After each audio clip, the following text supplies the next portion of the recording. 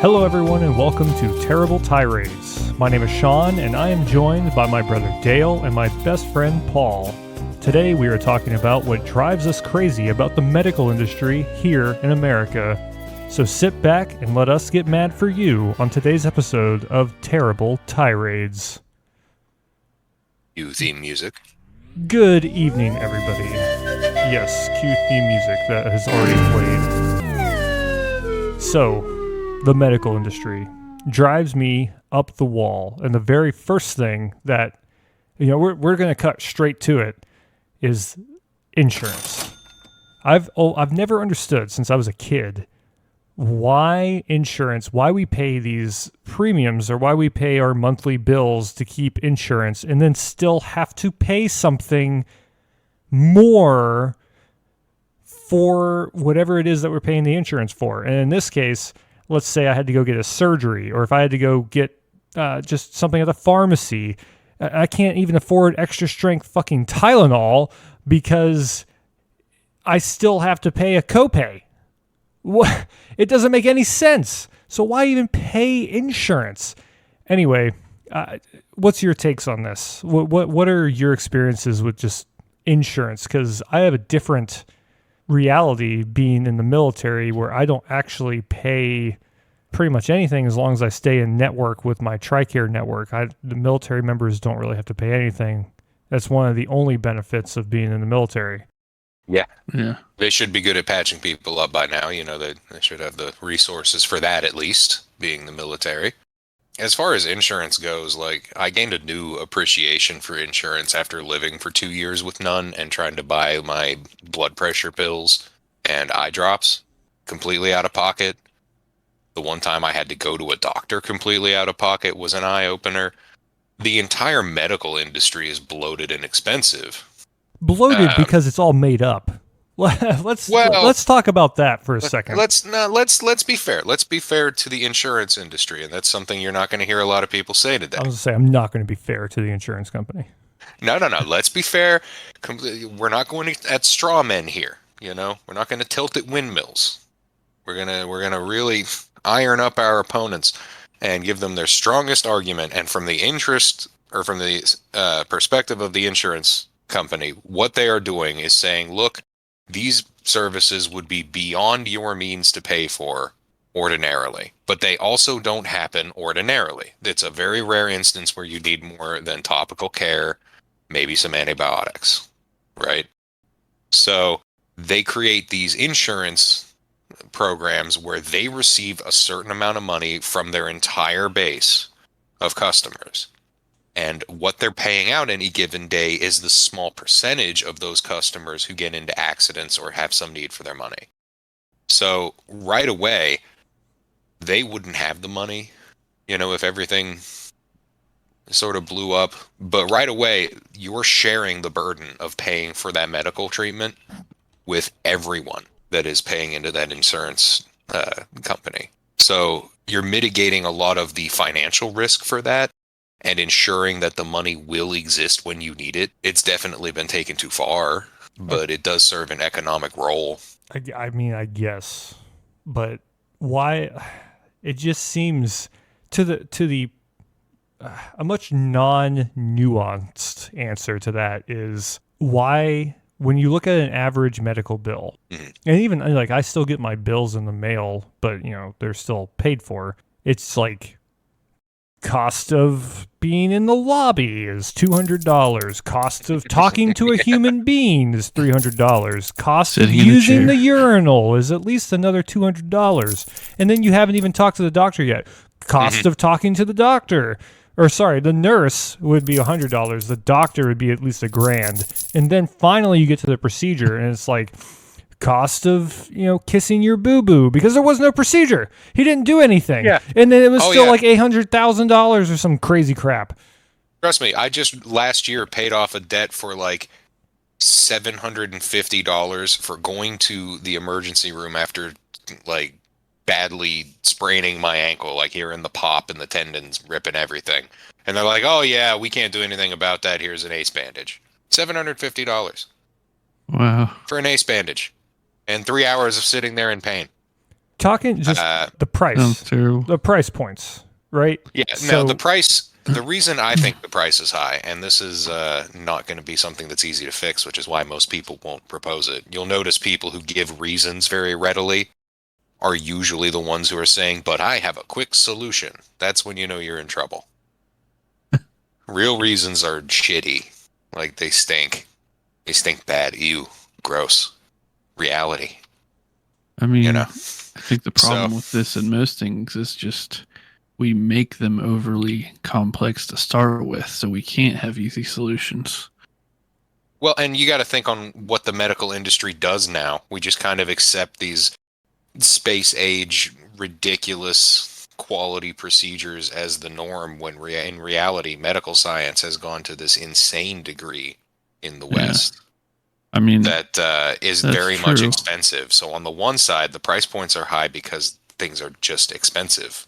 Like nitrogen-cooled MRIs. I know they're mostly helium-cooled, but they're trying to get away from helium because it's rare. I mean, anymore. if I was to give my guess, and I'm no expert on this shit at all, but I think one of the reasons why things are most so expensive is because everyone's just ready to sue you for anything. It's because there's no trust going either way down this road. And yeah, that's certainly a factor. It is. So that just drives the cost of everything up. Yeah, you're totally right. Yeah, it's that's why we have insurance. It's interesting that you bring up that suing, though, because one of the things I wanted to talk about today was medical malpractice. And at least, again, for me, I'm in the military. And so suing for medical malpractice for me wasn't even an option until last year, 2021, because of something called the Ferris Doctrine. And the Ferris Doctrine was something, there are 3 cases that make up this ruling is what it was. It was a Ferris v. United States. It was in the 1950s. And okay. This is like getting read your Mirandas. Kind of. So what it was is there were 3 cases that made up the Ferris v. United States, right? And all of them were absolutely ridiculous. One soldier died from being burnt alive in a barracks that he shouldn't have been staying at because it was very ill-kept and he shouldn't have been in there at all, but his command made him stay in there, and then he died because of it. And then there was another guy who had some kind of surgical tape or something he had abdominal pain, had abdominal surgery for something, and then weeks to months later, he died because of he had absurd pain. And then on the autopsy, they found out, or he had like some kind of medical tape that said property of the United States government in his stomach. Ooh. And then there was another one that's just as absolutely absurd, right? And so every time, though, it would make it up to a specific level of judicial government, and it would get dismissed, is what would happen. It would just get dismissed because I think the ideology behind it, or the idea behind dismissing it, is you can't sue military doctors because of, if you allow them to sue, then during wartime or something, and they have to make these like hasty medical decisions and procedures that could obviously mess you up in the long run, but could save your life in the short term, we're not going to let you sue.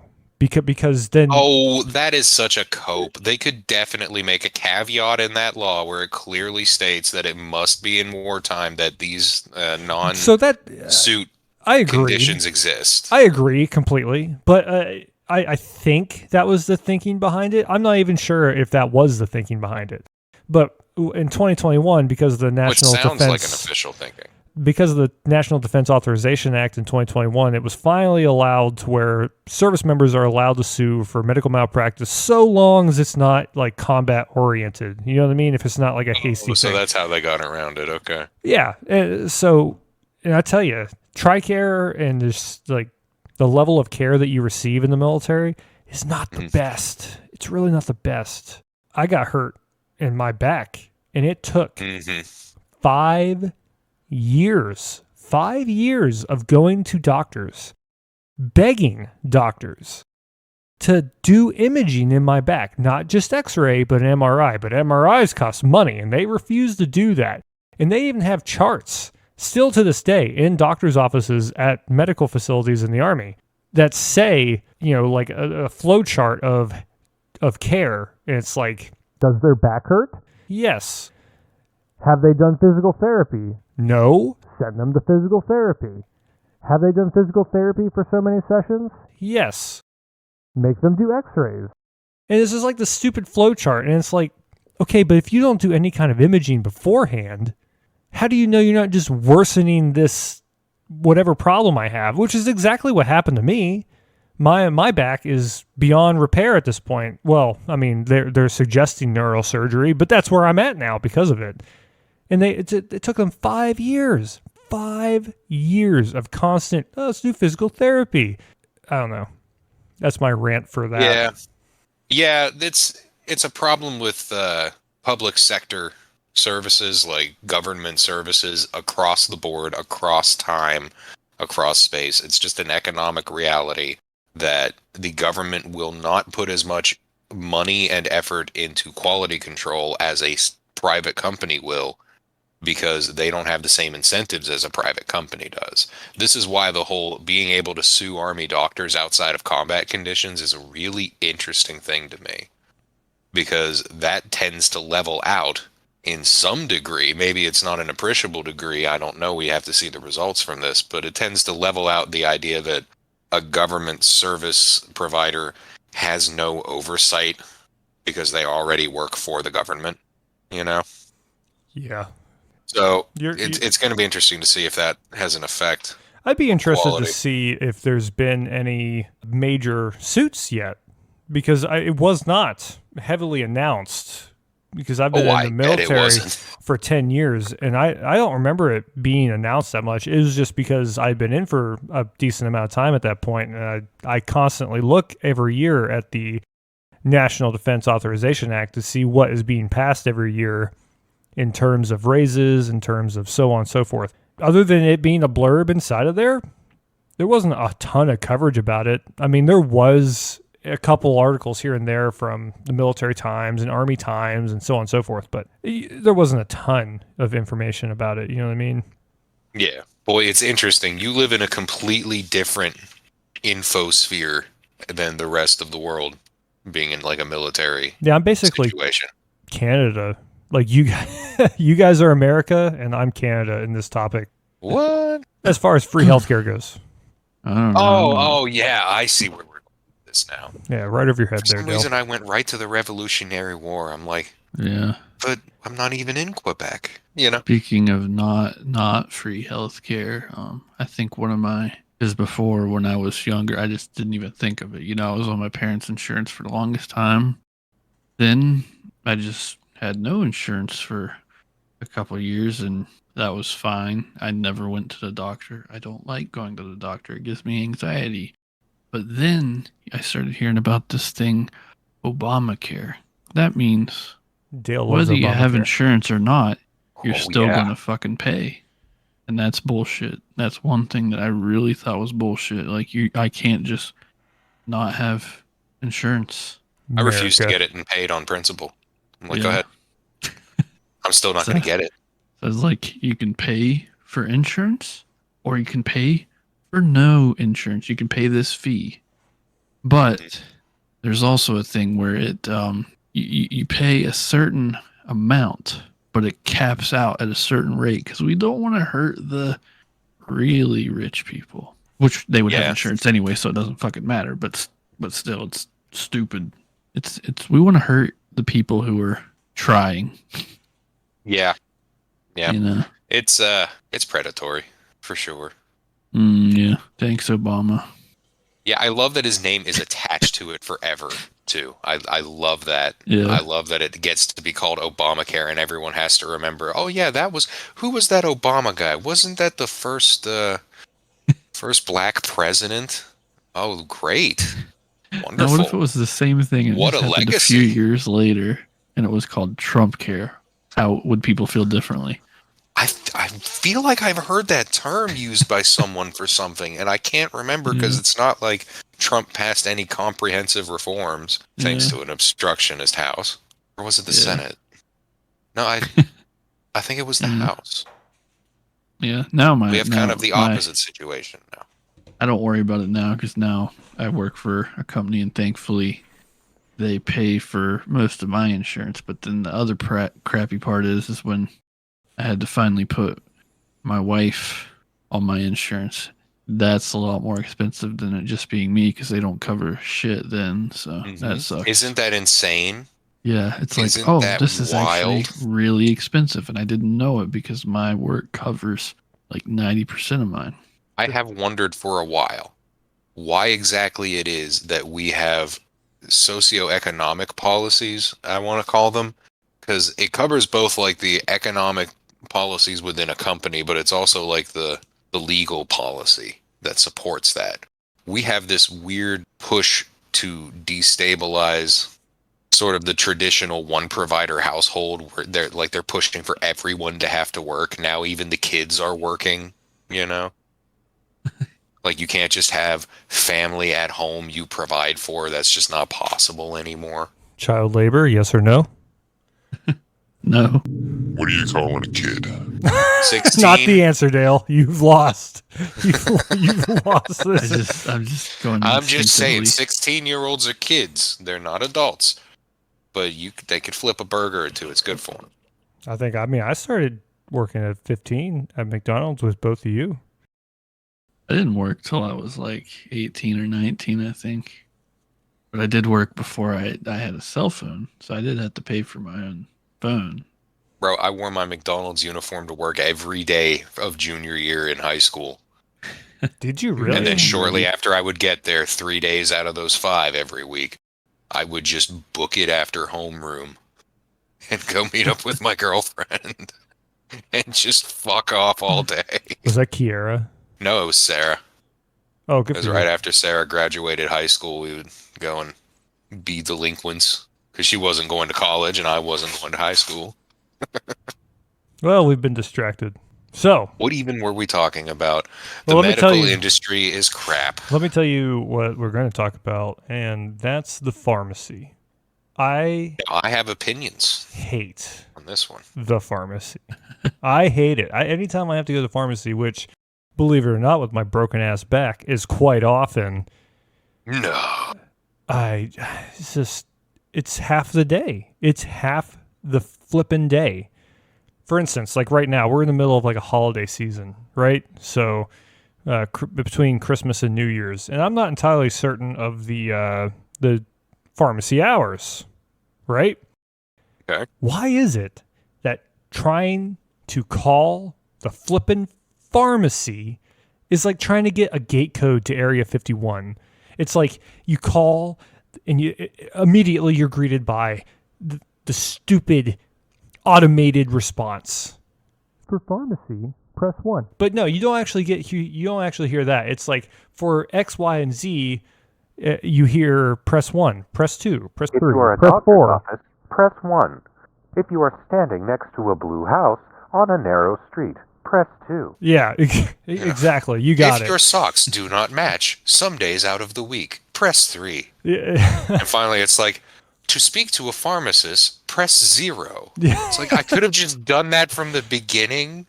Yeah. But just called for the operator. 9 times out of 10, that's what I do now. But there's not a direct number to the pharmacy. You have to go through this automated response. That's at least for me, that's the reality. So I go through this stupid automated response, right? I get to the very last option, which is the pharmacy. Or actually, for mine today, it wasn't even a pharmacy was an option. It was for other clinics, which I assumed meant pharmacy because it wasn't listed in all the other 8 other options. So I hit the other clinics, and then like the 4th option on there was pharmacy. I hit that one, and at this point, I've already been listening to this automated recording for about 4 to 5 minutes. And pretty good.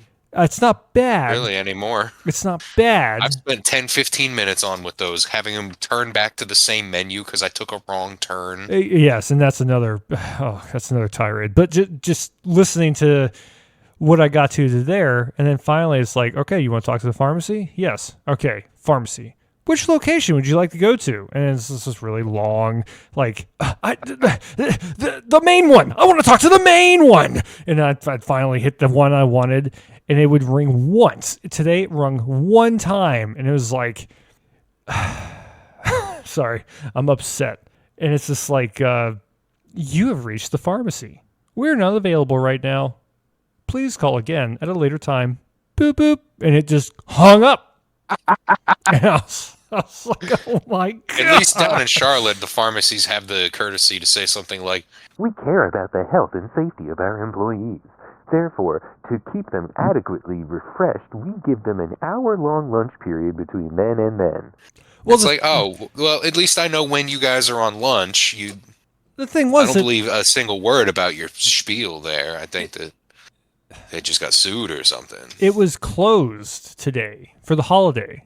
Oh, It was closed, and it didn't say no. that online. It didn't say it on their website. It didn't say it in the automated response.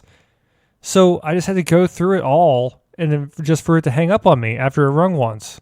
So I didn't know what the heck was going on. And then my wife texted her friend, and she was like, oh, yeah, it's closed. What a waste of time. Time is the most valuable resource in all of humanity. That's true.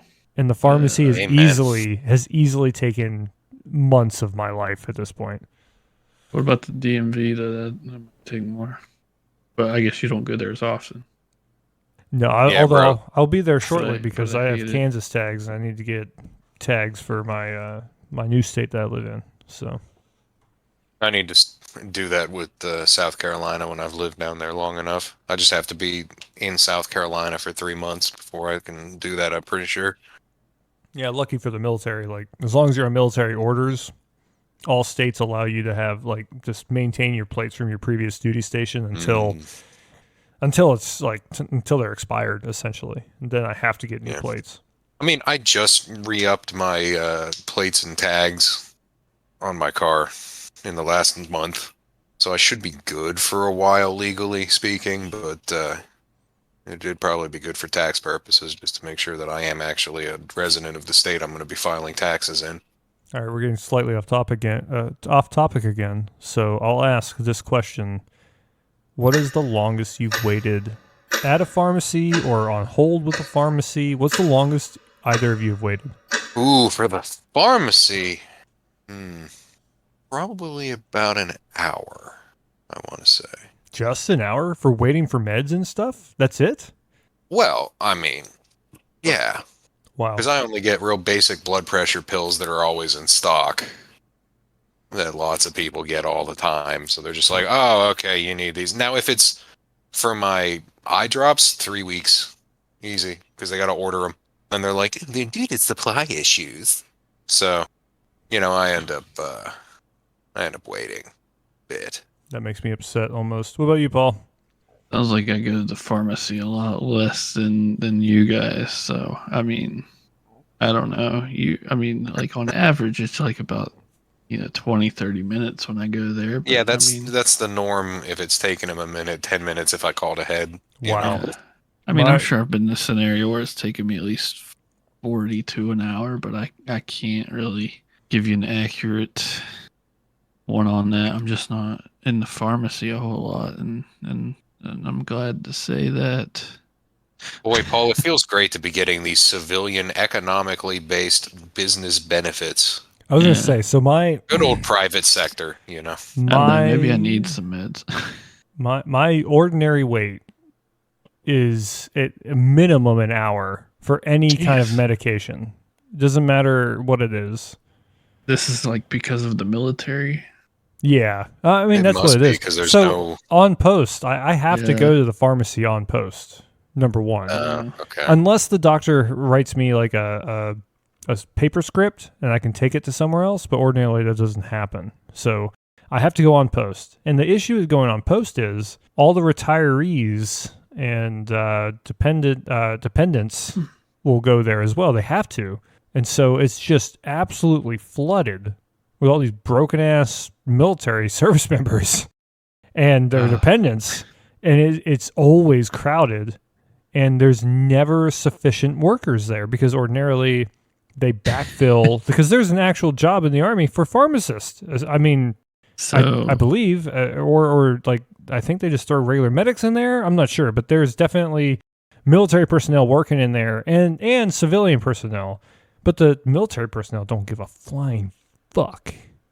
So like you got like some like old like PTSD dudes like with shaky hands trying to scoop pills, and that's why it's taking so long, or what? No, I'm saying that there's a ton of retirees trying to get pills, trying to get their medications filled there, and they don't go anywhere else because they have TRICARE. Because whenever you retire from the military, you get TRICARE for the rest of your life for free. That's just one of your benefits.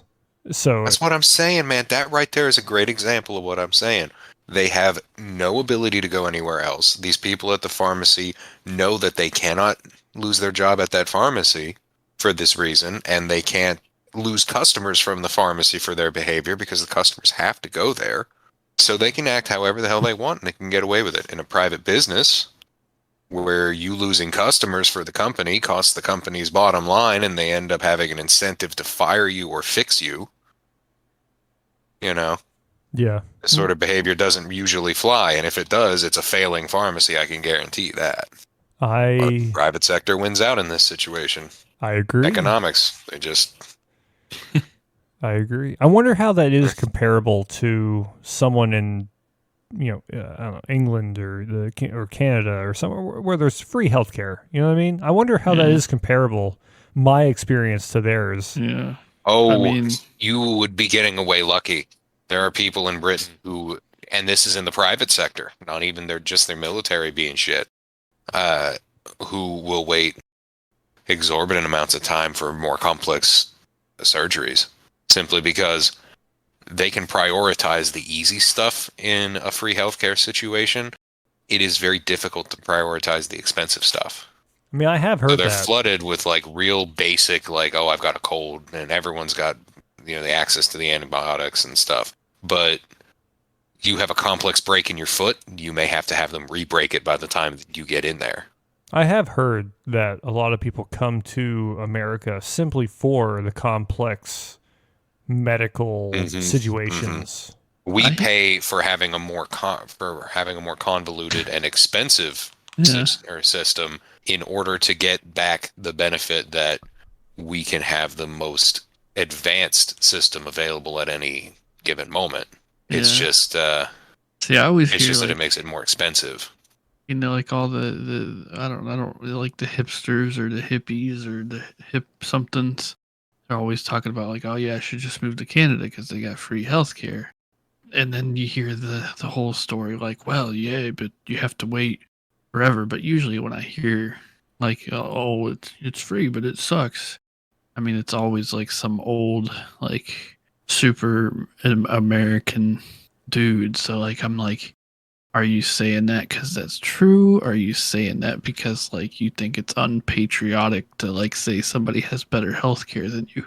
So I don't really fucking know because I don't know anybody who like actually has to go through like the system in Canada or the UK or whatever. So I can't really judge that for sure. But I guess I haven't done a lot of research on it either, so I could be completely wrong there, but it's just free sounds good, but I mean I'm sure there's pros and cons to each. Yeah, the pro for free, and this is what I'm sure most of them are thinking of because hipsters tend to be the younger hippy dippy crowd that hasn't quite reached painful old age and hasn't lived the hard life that gives them pain in their young age. They're fairly well kept 30-year-olds ish at this point. So they're getting voting power, but they don't know what they're voting for. They don't have any fucking clue. Yeah, bold of you to assume that anyone votes anymore, Dale.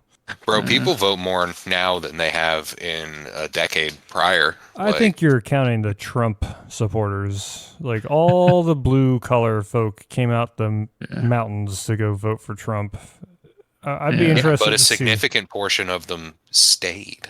It's not that it wasn't a Trump effect. It's that it hasn't gone away yet. And the midterms are always a depressed time for voting. And look how many people still voted. Look how big the races were. You know, the 2024 election is going to be just a shit show. Just a shit show. That's because interest has never been higher. We're in a tough time as a country. And like, it's bringing people and ideas out of the woodwork. But we got off topic again, man. Here's a question. Yeah. All this medical care that's so damn expensive, we all just assume it makes people able to live longer, right? But don't most of the people we know die around 70? I don't know. Well, I mean, or 90 if they're strong. Somewhere between 70 and 90. You know what I mean? Well, I mean, I don't know if you heard. I don't know if you heard Paul. He says Dad just turned 70. So good. Yeah. Good job, Dale. I heard what he said. Great job, Dale. Good job. No, continue on with what you're saying. Or 90 if they're strong. He might have another 20 years on this earth. You never know. He might be one of the ones that busts the average and gets to 112. Is the average? What is the average? What's Dr. Google say about the average it's life expectancy? 74. Yeah, I think 74, that might be 75. women. That might be women. I don't know. I know women live longer. 77.28 years as of 2020 for the United States, 80.90 years for the United Kingdom, and 81.75 years for Canada. We're too fat. We're too goddamn fat. Too much McDonald's. But I can't help it. They got the Super Mario Brothers Happy Meal toys. Listen, if our worst problem as a society is that we're so good at making food that we're all getting fat, bravo, gentlemen. It's not that we're making good food. It's that's not the problem. Do you know what poor people ate You said good food. You said that, Dale, just now. Yeah, it is nutritionally dense food. Is it nutritionally dense? Is McDonald's nutritionally dense? That's the problem. It's very nutritionally dense. Define in nutritionally certain dense. nutrients that are hard to come by, like fats and proteins and sugars. Those things are very rare in any diets up to this point because they're very hard to produce. We've gotten so good at them, we have to stop. The problem is it makes my turds a little too dense, and then I get constipated. Oh, and not to mention that horrible brown racing streak they leave as they go down to hell. Racing streak. You got to balance it out with the Taco Bell, though. That'll just give you the runs. Mm-hmm. If there's a clever balance of, bran muffins and Taco Bell you have to eat to keep your body healthy. I've learned these things. I am a medical expert. I feel sick just thinking about it. We're reinventing the food guide pyramid today. We should do a tier list, but it's there's only four food groups, pyramid. Like Taco Bell, bread, top. Beans, meat. Close, bro. Beans, bacon, whiskey, lard. Oh, that's from Atlantis. All you need. Damn, you got me. See? I know that one. I was hoping someone would pick it out. Beans, bacon, whiskey, and lard. Beans, bacon, whiskey, and lard. Love it. What a good movie. Underrated one of the overlooked classics. It really is. Sure. It's a cult classic, in my opinion. Although, just don't look at any of the sequel or anything like that they've made about it, because it's all crap. Just the first and original one. That's the only one that they had a good idea, and then they sucked the fun out of it and made it about money, and then it died. That sounds like most they do that with a lot of things. Yeah. Who's they? Hollywood? Disney in this case. The medical industry? The Illuminati or something. I don't know. But through the Illuminati, from Disney to the Illuminati, and from the Illuminati, let's get right back into the medical industry. Let's get back into it, gentlemen. A natural progression. I'm just saying. Just going back to touch once more on the whole America's expensive, but Canada's free and takes longer thing. It still takes me a ridiculously long amount of time to get an appointment. I don't know if that's just because of the city I live in.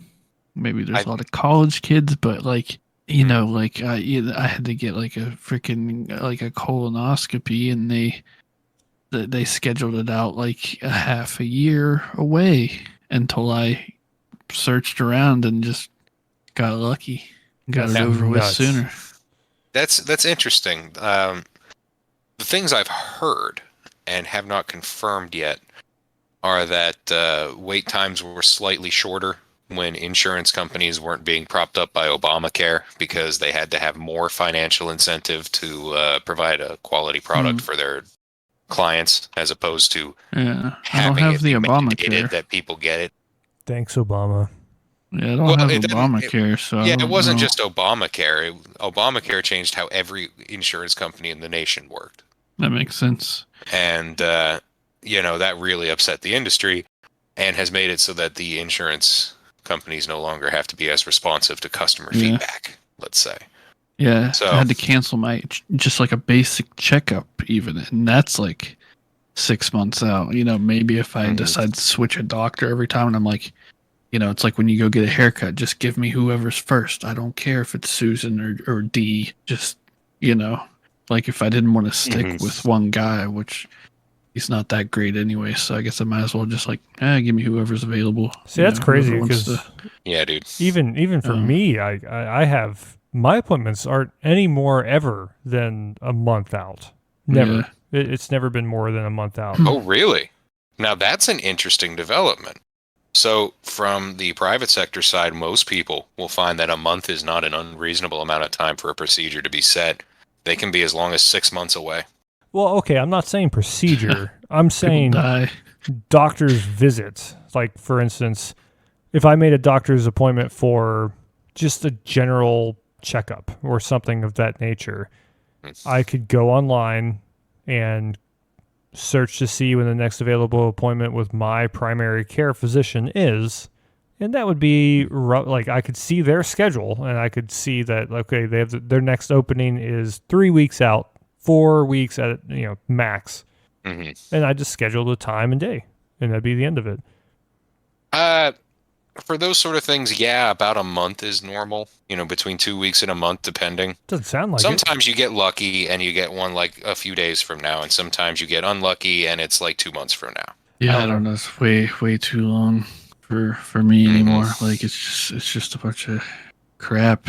And then once I finally did have the procedure done, the colonoscopy. Here's another fun thing. Amber and I were both just like on the phone, like trying to figure out, is the insurance going to cover this, or are we going to have to pay for it up front? It's just like a mystery. And you call the insurance people, they don't fucking know. You call the actual hospital, and they're like, yeah, it says it's in network, but I don't know what they're doing. And then even once we finally fight with them and get them to pay that portion of it, well, then we get another bill later, and that's from the anesthesiologist. Oof. Well, that's a separate entity. Same hospital, separate entity, new rules. Is this covered? We don't know. And then it's like, like another $1,000 just out of nowhere. Like, you would think, like, when you go online and look shit up and you say, oh, this hospital is covered under my insurance, I'm good. You might not be. Who's going to think to ask? Well, what about the anesthesiologist? What about the person, like, frickin' wiping my butt? What about this? What about Billy over there in the corner with the Q-tip? How much is that going to cost me? Where's he from? I don't fucking know. Billy's always the fucking middleman. You ever know about him, man? He's shady. Man, you ain't no Billy. You ain't been on them streets, dog. Fuck the anesthesiologist. Just next time, stay awake for it, dude. Be a real man. Come on. Yeah, go back in like the times of the Three Stooges. They just hit you in the head with a goddamn hammer. No. They give you some just rum a big first. stick of Novocaine. Just a big old stick of Novocaine. They're gonna put it in your jaw and in your fucking face and really anywhere they're gonna be. I love the idea, or not the idea, but like just the picture, right? One of my favorite movies is Master and Commander. And in that movie, it's like they hand this 12-year-old child, or however old he is, a bottle of whiskey, presumably rum, whatever, because they're on a ship. And he has to get his leg amputated because he got some grape shot or chain shot or something in it. And it really messed him up, right? So he has to get his leg amputated, and they did give him a piece of wood to bite down on, and they before they do that, they're like, "Here, take a swig of this," and it's just like, "Yep, that's anesthesia for that age." We are very, very, very lucky for living in the age where we don't have to get woodpeckers to, like peck out the evil sins of our forefathers or whatever the hell they have to do. Oh, jeez, yeah. I want to meet this culture. Just It's just like, I didn't know the Iroquois were so inventive. That was just last week. I had to give old Laughing Bear a lobotomy with a pointy stick. Laughing bear. Laughing bear. He's not laughing anymore. Or is he laughing more? If only they'd been born down in Mexico, they could have figured this shit out. Down in Peru. A lobot. Did you say- not Tijuana. Tijuana don't got that cocaine. You talk about Bro. flipping lobotomies. You talk about medical mishaps. Holy crap. Like that guy, he made a killing too. I mean, until the medical malpractice lawsuits came up on him, but like he made a ton of money. The guy, the doctor, quote unquote, who came up with lobotomies. I take comfort in knowing that he's now burning in hell. I'll take this big old chisel of mine and I'm gonna hit your brain with it. And it's gonna make you feel better. But they prescribe lobotomies for people who masturbated at a certain point in history. JFK's daughter. What if you really believe that? I mean, and that's also why circumcision became a thing as well, I believe. No way. No, circumcision was a religious thing. Yeah. Well, it's that, but also actually it's many things. It's because it gives you less pleasure when you get all those nerve endings and shit removed, so they thought you would be less likely to jerk off. If sex is like this without the pleasure, then I'm cool with it.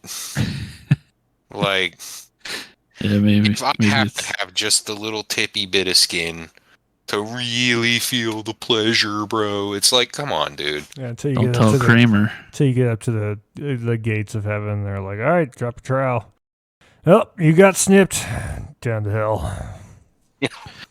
There was. I mean, it's one of those things that there's definitely like. Wait, no, because they wanted you to. I thought it was a religious thing for a while. And then, yeah, I'm saying we're all wrong. Yeah. I'm saying we're all wrong. It wasn't. Yeah, I'm just saying we're all wrong. That's. So it was such an important religious thing that my very favorite story in the Bible happened from it, where Moses' wife had to follow him down the road and be like, "Hey, listen, you little fucking pussy.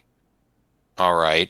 You're telling him that you're not going to do what the big guy told you to do, and you're just going to walk the other way. Yeah. You know what I just had to do? You circumcised everyone in Israel. Every single fucking man in Israel, you've touched their penis and circumcised them, except yourself. There was a guy except in yourself the Bible. And your son. So, like, I did your son, and if you don't turn around and do what the big guy says, I'm going to use this knife I used to circumcise your son, and I'm going to cut your fucking penis off. Okay, I don't want to be a eunuch now. I love how they perfectly captured eunuch. the man and woman dynamic in ancient marriage. It was just like the man does all this stuff until he fucks up, and then the wife is like, I will cut your balls off. I have Did nothing. you hear nothing the to add one to guy this. who, I think it might have been Samson even, or maybe he was the guy who decapitated a bunch of guys with a donkey jawbone, but there was one dude who had to like get 1,000 foreskins from like the Philistine armies. Like he was just like circumcising all these dead Philistines and collecting them in his little foreskin pouch, I guess. I don't like the train of thought we got on here at all. I just gotta say, and sadly, it's coming close to the end of the episode. So, but I was thinking for the end of this episode, my wife is listening to this. I'm sorry. she might too. Got a little wild there. I was thinking for the end of this episode, before we started recording, you were messing with that AI generator.